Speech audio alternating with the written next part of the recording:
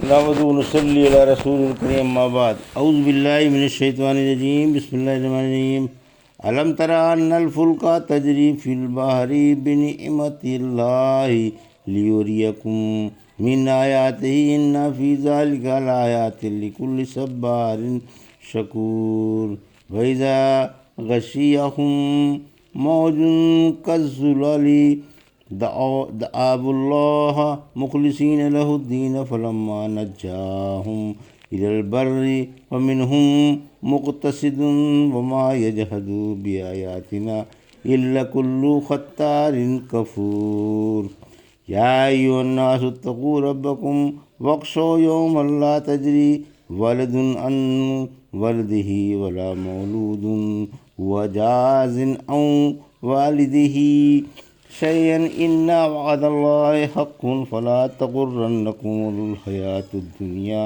ولا يغرنكم بالله الغرور إن الله عنده علم الساعة وينزل الغيث ويعلم ما في الأرحام وما تدري نفس ماذا تكسب غدا وما تدري نفس بأي ارض تموت ان اللہ علیم خبیر۔ ابھی آپ نے سورہ لقمان کی آیت 31 سے 34 کی تلاوت سماعت فرمائی۔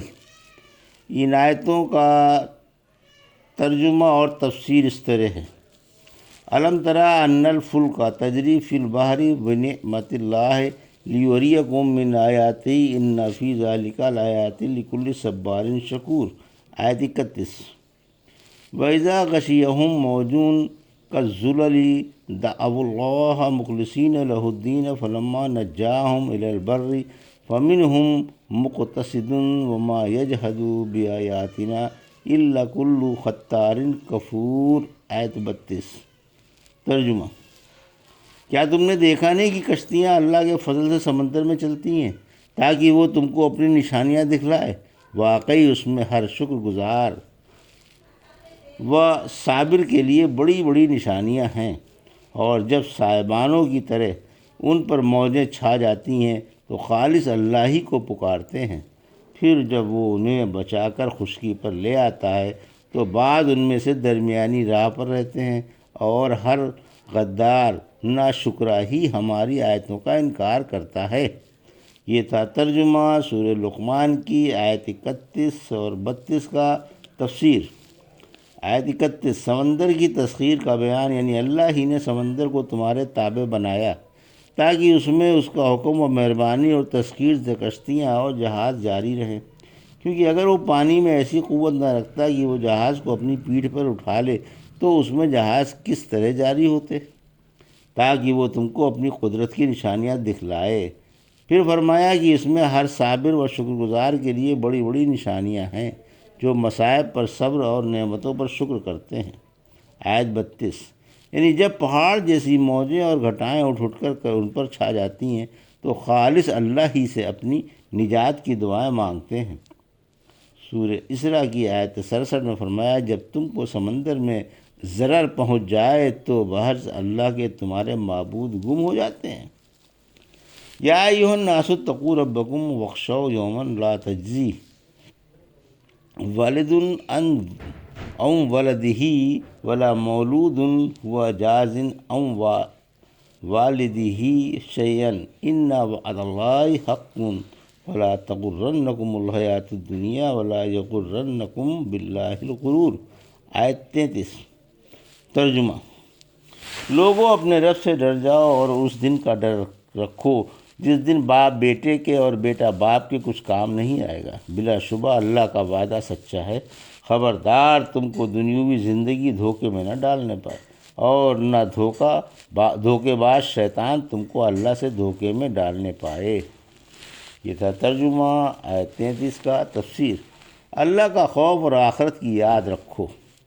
آیت 33: لوگوں کو آخرت کے دن سے ڈرایا جا رہا ہے، انہیں تقوی کی ترغیب، اللہ کے خوف کی طرف توجہ اور قیامت کے دن کا خوف یاد دلایا جا رہا ہے، جس دن اگر کوئی باپ اپنے بیٹے کو یا بیٹا اپنے باپ کو چھڑانے کے لیے اپنی جان کا نذرانہ بھی پیش کرنا چاہے تو ناقابل قبول ہوگا۔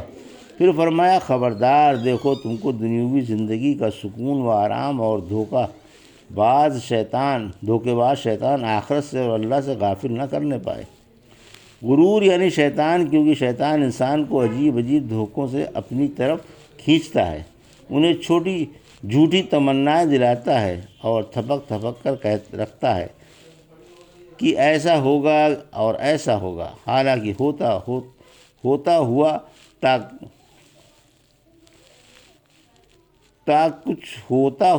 کچھ نہیں، بس وہی ہوتا ہے جو اللہ کو منظور ہوتا ہے۔ یہ کمبخت تو ٹٹی کی آڑ میں شکار کھیلنا جانتا ہے۔ سورہ نساء کی آیت 120 میں فرمایا شیطان ان سے وعدہ کرتا ہے اور ہونسے دلاتا ہے اور جھوٹے ہی وعدے کرتا ہے۔ ان اللہ عندہ علم الساعۃ وینزل الغیث ویعلم ما فی الارحام وما تدری نفس ماذا تکسب غدا وما تدری نفس بأی ارض تموت ان اللہ علیم خبیر۔ آیت 34 ترجمہ: یقیناً اللہ ہی کے پاس قیامت کا علم ہے، وہی مے برساتا ہے اور وہی رحموں کا علم رکھتا ہے۔ کسی کو خبر نہیں کہ وہ کل کیا کرے گا، نہ کسی کو یہ خبر کہ وہ کس سرزمین میں فوت ہوگا۔ یاد رکھو اللہ بڑے علم والا اور بڑی خبر رکھنے والا ہے۔ یہ تھا ترجمہ آیت 34 کا۔ تفسیر: اللہ ہی عالم الغیب، یہ غیب کی کنجیاں ہیں جن کا علم اللہ کے سوا کسی کو نہیں۔ ہاں اگر اللہ کسی کو کوئی بات بتا دے تو اور بات ہے، لہذا قیامت کی صحیح تاریخ اللہ کے سوا نہ کسی رسول کو معلوم ہے اور نہ کسی مقرب فرشتے کو۔ سورہ اعراف کی آیت 187 میں فرمایا قیامت کو وقت پر اللہ ہی ظاہر فرمائے گا۔ آسمان اور زمین والوں پر قیامت کا علم دشوار ہے، یعنی تاریخ کسی کو معلوم نہیں۔ اسی طرح بارش کا برسانا اسی کے قبضے میں ہے۔ جب وہ بارش کا حکم فرماتا ہے تو اس وقت فرشتے اس کے حکم سے جو اس کام پر مقرر ہیں بارش برساتے ہیں اور اس کے آثار سے معلوم ہوتا ہے۔ اسی طرح رحموں کے معاملات اللہ جانتا ہے، یعنی رحم سے متعلق تمام علم اللہ ہی کو ہے، البتہ جتنا اس نے لوگوں کو بتا دیا ہے اتنا ہی لوگ جانتے ہیں، اس سے زیادہ کا علم اللہ کو ہے۔ اسی طرح کسی شخص کو یہ خبر نہیں کہ وہ کل کیا کرے گا، کیا کیا نیکیاں کرے گا اور کیا کیا بدیاں۔ اسی طرح کسی کو یہ بھی معلوم نہیں کہ کس سرزمین میں موت آئے گی، شہر میں یا دیہات میں یا باہر اور دیس میں یا پردیس میں۔ دوسری جگہ فرمایا سورہ انعام کی آیت 59 میں غیب کی کنجیاں اللہ ہی کے پاس ہیں جن کو اس کے سوا کوئی نہیں جانتا۔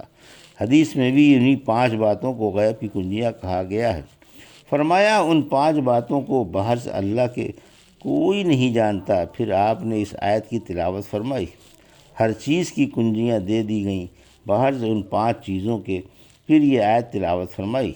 ابن مسعود طرح فرماتے ہیں تمہارے نبی صلی اللہ علیہ وسلم کو ہر چیز کی کنجیاں دے دی گئیں باہر سے 5 چیزوں کے۔ پھر یہ آیت پڑھ کر فرمایا میں نے 50 بار سے بھی زیادہ رحمت عالم صلی اللہ علیہ وسلم سے یہ حدیث سنی ہے۔ ایک دفعہ رحمت عالم صلی اللہ علیہ وسلم لوگوں میں تشریف فرما تھے، اتنے میں آپ کے پاس ایک شخص چل کر آیا اور کہنے لگا ایمان کیا ہے؟ فرمایا اللہ پر، اس کے فرشتوں پر اور اس کی کتابوں پر، اس کے رسولوں پر اور اس کی ملاقات پر اور زندگی بعد الموت پر یقین رکھنا۔ پوچھا اسلام کیا ہے؟ فرمایا خالص اللہ ہی کی عبادت کرنا، اس کے ساتھ کسی چیز کو شریک نہ کرنا، نماز قائم رکھنا، زکوٰۃ نکالنا اور رمضان کے روزے رکھنا۔ پوچھا احسان کیا ہے؟ فرمایا اللہ کی اس طرح عبادت کرنا گویا تم اللہ کو دیکھ رہے ہو، اگر تم اسے دیکھ نہیں سکتے تو اس طرح عبادت کرو کہ حق تعالیٰ تم کو دیکھ رہا ہے۔ پوچھنے لگا قیامت کب آئے گی؟ فرمایا اس کے نہ جاننے میں ہم تم دونوں برابر ہیں، البتہ اس کی شرطیں بتائے دیتا ہوں۔ جب لونڈی کے ہاں اس کے مالکہ پیدا ہو تو یہ قیامت کی نشانی ہے، اور جب ننگے پیر و ننگے بدن والے لوگوں کے سردار ہوں تو یہ بھی اس کی ایک نشانی ہے۔ قیامت کا علم ان 5 چیزوں میں سے ہے جن کو اللہ کے سوا کوئی نہیں جانتا۔ پھر آپ نے اس آیت کی تلاوت فرمائی۔ پھر وہ شخص چلا گیا، آپ نے فرمایا اس سے بلا لاؤ۔ لوگوں نے اسے واپس بلانے کے لیے دیکھا تو وہ غائب تھا۔ فرمایا یہ جبرائیل تھے اور تمہیں تمہارا دین سکھانے آئے تھے۔ الحمدللہ سورہ لقمان کی تفسیر پائے تکمیل کو پہنچی۔ یہ تھا ترجمہ اور تفسیر سورہ لقمان کی آیت 31 سے 34 کا، جو ابھی آپ نے سماعت فرمائی۔ بارک اللہ لی و لکم فی القرآن الحکیم و نفعنی وایاکم بآیات الذکر الحکیم۔